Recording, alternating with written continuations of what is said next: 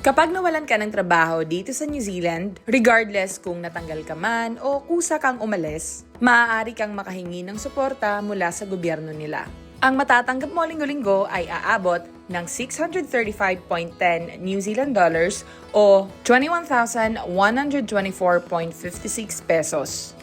Ito ang tinatawag na Job Seeker Support. Ito ay isa lang sa mga financial assistance program na ino-offer ng gobyerno para sa mga residente ng New Zealand.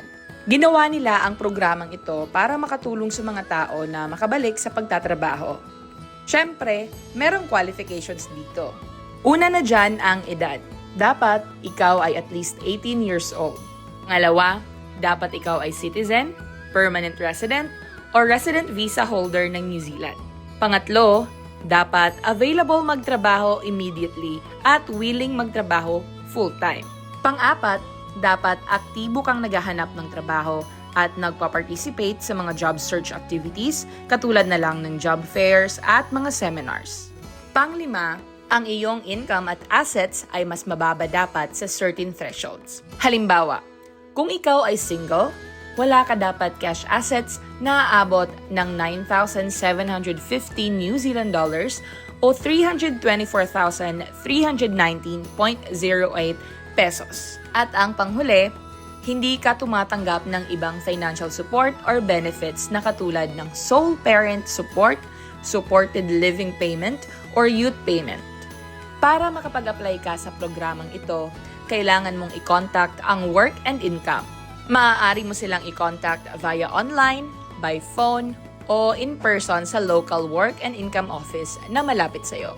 Kapag may case manager ka na, kailangan mong i-provide ang personal at financial information at i-discuss ang job search plans and goals mo. Pagkatapos mong ma-interview, i-assess nila ang application mo bago sila magbibigay ng desisyon.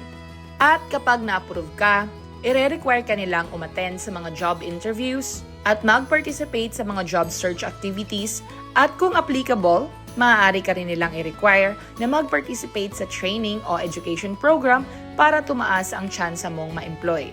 Kung nahihirapan kang gumawa ng CV or curriculum vitae, maaari ka rin nilang tulungan.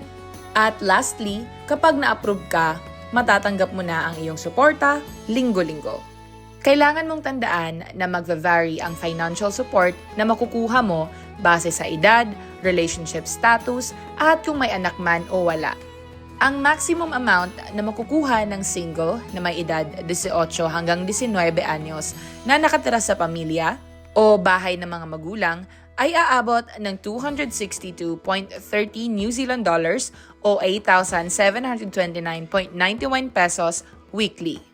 Habang ang single na may edad na 18 hanggang 19 anyos naman pero solong naninirahan ay makakakuha ng 307.87 New Zealand dollars o 10,238.69 pesos linggo-linggo.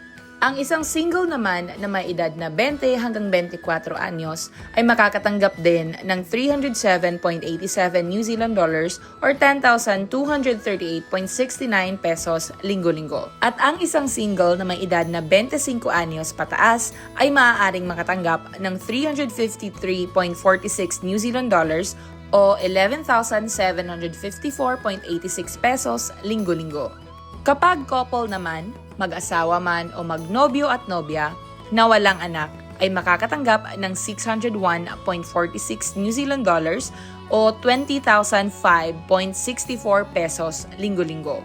At kapag naman couple na may anak, sila ay makakatanggap ng 635.10 New Zealand dollars o 21,124.56 pesos weekly.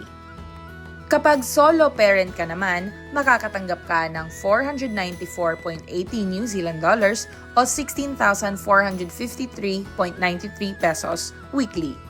Ngunit, kailangan mo ring tandaan na maaaring mas mababa ang iyong matatanggap kapag meron kang ibang income and assets. Ang lahat ng impormasyong ito ay available sa website ng www.workandincome.govt.nz. Kung nagustuhan mo ang video na to, please don't forget to follow, like, share, and leave a comment down below. God bless! Bye!